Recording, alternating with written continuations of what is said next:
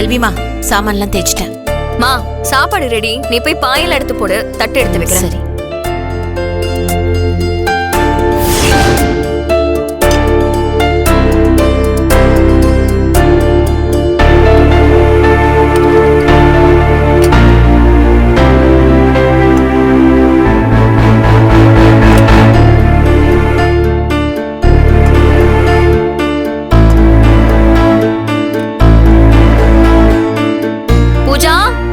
வினோத் சாப்பிடுவாங்க.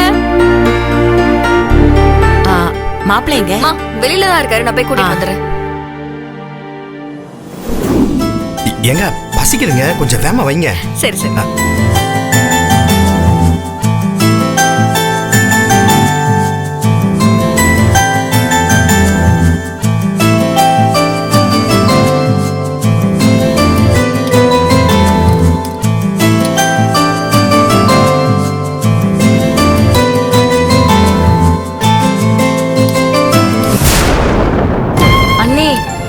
என்ன நீ இன்னைக்கும் இதே சாம்பார் இதே சாப்பாடா?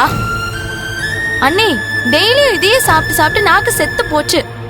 இதை சாப்பிடறதுக்கு தான் நீங்க அவ்வளவு அவசரமா கூப்பிட்டீங்களா? போங்க அண்ணி, வேற ஏதாவது டிஃபரெண்டா செய்யலாம்ல. நீங்க வர வர ரொம்ப போர் அடிக்கிறீங்க. என்ன பூஜா, விளையாடுறியா? வெளியவும் வேலை பாக்குறா, ஹோட்டல்லயும் வேலை பார்த்துட்டு ஏதோ அவளால முடிஞ்சதை செஞ்சிருக்கா. நீ ஒரு வேலையும் செய்யாம சொகுசா இதானு கேக்குற?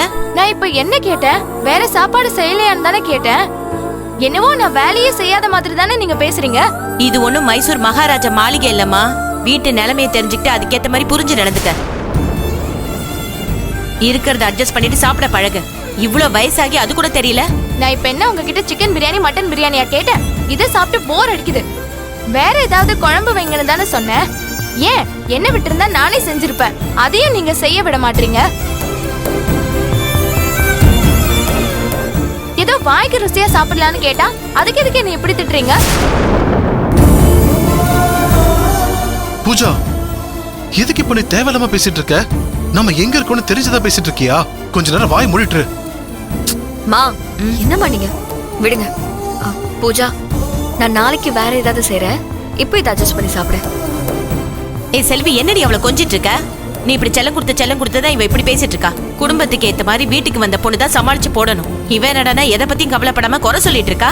மா, நீ கொஞ்ச நேரம் பேசாம இருக்கியா? சாப்பிடுற நேரத்துல எதுக்கு இப்ப சண்டை? பூஜா, என்னம்மா, என்ன இது புது பழக்கம்?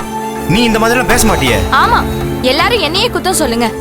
நான் இது வரைக்கும் இந்த மாதிரி கேட்டிருக்கேன்னா உங்களுக்கு நாங்க இங்க இருக்கிறதுல ஏதாவது பிரச்சனைனா சொல்லுங்க. நாங்களே எங்களோட சாப்பாடை பாத்துக்கிறோம். எனக்கு சாப்பாடு வேணா, ஒண்ணு வேண்டாம். நீங்களே சாப்பிடுங்க. நைட்டு சாப்பிடாம தூங்க கூடாது. ஒழுங்கா சாப்பிட்டுட்டு போ. அண்ணி, எனக்கு தான் நிலைமை தெரியலல்ல, விடுங்க. பட்னியா இருந்தாலும் நிலைமை தெரியுதானே பாப்போம். ஏய் பூஜா, பூஜா.